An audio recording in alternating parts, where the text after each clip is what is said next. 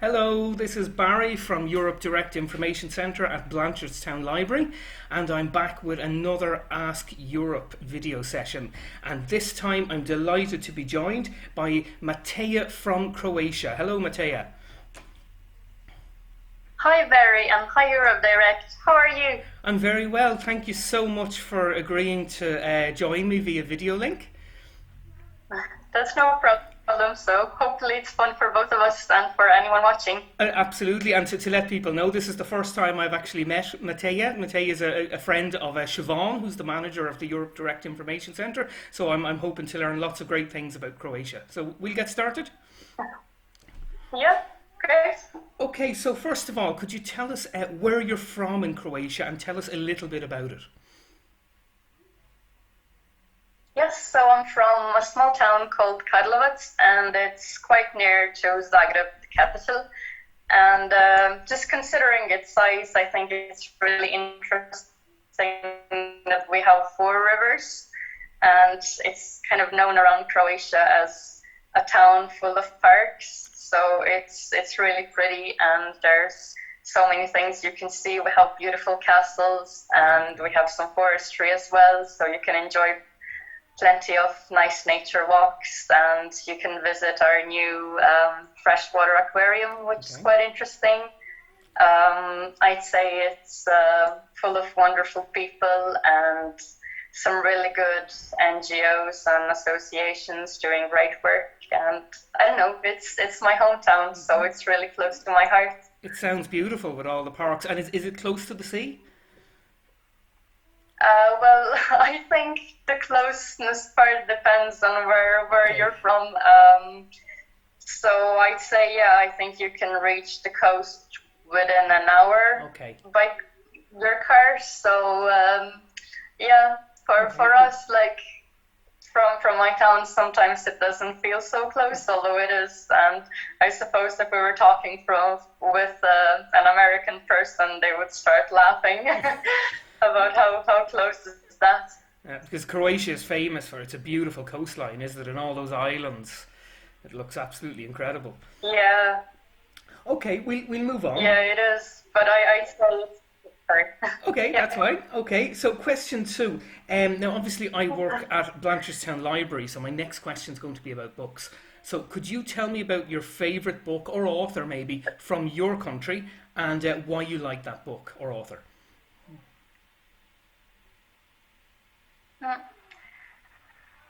Well, it's just interesting. I never really thought about my favorite book in Croatian language, but now being asked, the first thing that comes to mind is a book called Duga by Dinko Šimunović, and it's a collection of short stories, and my favorite one is Duga, which means a rainbow, and it's about a little girl who wishes to become a boy, and there's a legend that if you're a girl and you run underneath a rainbow, your gender will change and you will become a boy. It's quite a sad story, but I read it several times throughout the years, and I find it interesting to compare the way I view it now and the way I viewed it before, and maybe seeing it now as one of the first transgender stories, considering that it was written over 100 years ago when there was no terminology, no science kind of behind it, and it wasn't really a topic that was discussed. So yeah, I really find it interesting. So it's a book that was really ahead of its time. Yeah, I'm not sure if what was the intention, or if it was seen that way when it was written. But just looking at it from today's perspective, I think there is something in it, and I would really like to see it translated to English. I actually need to check if that already exists. Oh, let us know, because if it is, maybe we'll see can we get a copy for the library. I'd gladly share it. Okay, so we'll move on with that. Thanks, that was really interesting. So moving on, who is a person from Croatia who you admire? So someone from the past or the present. Is there anyone you particularly admire? Yeah, well, from the past, I definitely say Nikola Tesla. and I know there are disputes on where he's from, but I see him as a hero Yeah. from all of us, and I'm actually really proud that he went to the same high school Oh, wow. to which I went to. So yeah, that's pretty interesting and amazing. And now they're building a Nikola Tesla Center just next to the school, which hopefully will bring more people to my hometown and Well, get people discover more about Nikola Tesla. that's a fantastic claim to fame for your town. It really is. Fantastic. I think so too. Yeah, brilliant. Okay. So the next one is this is always my favorite question. What is your favorite food from Croatia? And maybe tell us a little bit about it. I love Croatian food. I think we have amazing food, and it's hard to say just one. And then again, I think just Balkan food. It's a big mix of really great stuff, and again, it's hard to say which one is Croatian and which one comes from somewhere else. But I'd say I'm going to go with a traditional meal called grah, which is kind of a bean stew. Okay. It's very simple, and people here prepare it a lot. So you would cook a huge bowl of grah, and you would eat it for 3 days in a row. Sounds delicious. Sounds lovely. So yeah, if you haven't tried, you can try it. Yeah, it's really cheap. It's a really cheap meal and simple to make. Okay, fantastic. Okay, so we'll move on. So apart from Croatia, obviously, what is your favourite other European country and why? A very simple question for me, considering that I live in Ireland. Ireland would definitely be my favorite. That's the right answer. Yeah, yes, I win. Okay, this career's over. No, it's just I explain why it happened, but since elementary school, when I read some kind of articles about Ireland, about Irish nature, it made me really curious about it and just kind of fascinated. And the first time I visited Ireland with a group of my friends from college, it was I think about 10 years ago. From the moment we left the airport, it just felt like home, and I can't really describe why or find any explanations. It's just I felt this huge sense of belonging that I never felt anywhere else, and that's why I decided to move to Ireland and actually make it my home. Well, that's lovely to hear, and I think the Croatians and the Irish tend to get along very well. I remember seeing football matches, and we have great fun and have there's good crack together, I think. Yeah, I think so too. I think it's a good combination. And of course, the Croatian football team did you very proud recently, didn't they? Got all the way to a World Cup final. Yeah, I think that was one of the biggest days in the history. Like, people were so happy, and I think most of the places in Zagreb closed because the football players were coming back home, and there were thousands and thousands of people in the streets, and people got a day off just to either go and see them in Zagreb or to watch the and what was lovely, watch the telly and see it all. And what was lovely from an Irish point of view was to see another small country. I think Croatia even has a smaller population than Ireland, and to see another small country make it all the way to a World Cup final, it gave us hope. That's it. Go Ireland. Yeah, you never know. Okay, so we'll move on from that. Okay, obviously, I also, part of my job is with the Europe Direct Information Centre at Blanchardstown Library. So I'm going to ask you now, how do you think Croatia has benefited from being in the European Union? And Croatia is quite a new member, of course. Mm-hmm.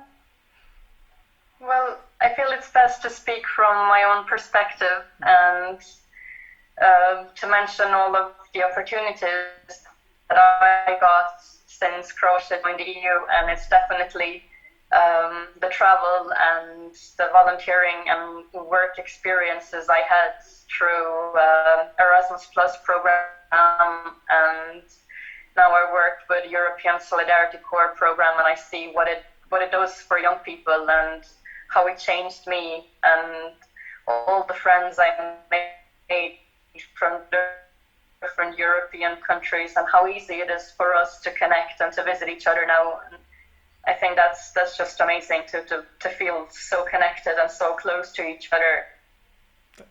And then all the grants for different projects. That's fantastic, and the European Solidarity Corps is something we've promoted a lot at Europe Direct Blanchardstown. It seems like it's a real success story, and you're a great example of that. Yeah, absolutely. So I did my placement through it was European Voluntary Service back then. And where did you do your placement? I got a chance to do a European Solidarity job placement. It was with Voluntary Service International in Dublin, and okay. I just stayed there. You never came home. Fantastic. That's great. Okay. No, that's it. That's it. So we'll staying with the European Union, is there a particular issue you'd like to see the EU focus on in the next 10 years or so? Is there something that's important to you? I really feel that my answer to this question would be tackling the climate crisis, because it is a crisis, and I think we should all really focus on that. And just looking at the current situation and the coronavirus pandemic, I think it really taught us that we can do drastic changes in our lifestyles, and I think we should see the climate change as an emergency and really try to do our best and to focus on getting better. And I think we have a unique opportunity now to really focus on that.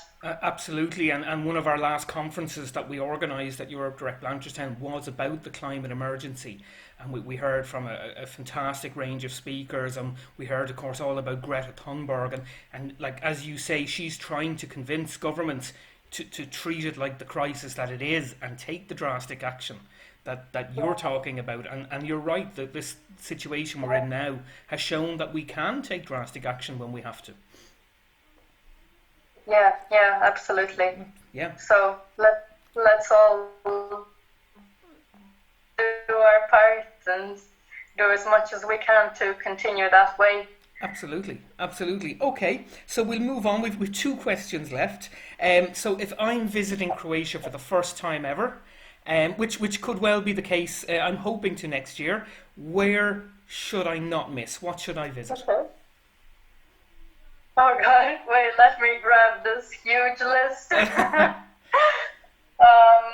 don't even know where to start. I think Croatia is such a beautiful country, and yes, as you mentioned before, so many people go and visit the coast and stay on one of the islands, which is absolutely stunning. But I think there are so many places that people miss out on, that it's in central Croatia, or just move a little bit away from the coast and you'll discover amazing places such as Plitvice Lakes, which I think you can find on all of them lists of the most beautiful places in the world. I also really like Istria Peninsula. Of course, there's wonderful coast as well, but if you go inside, you will discover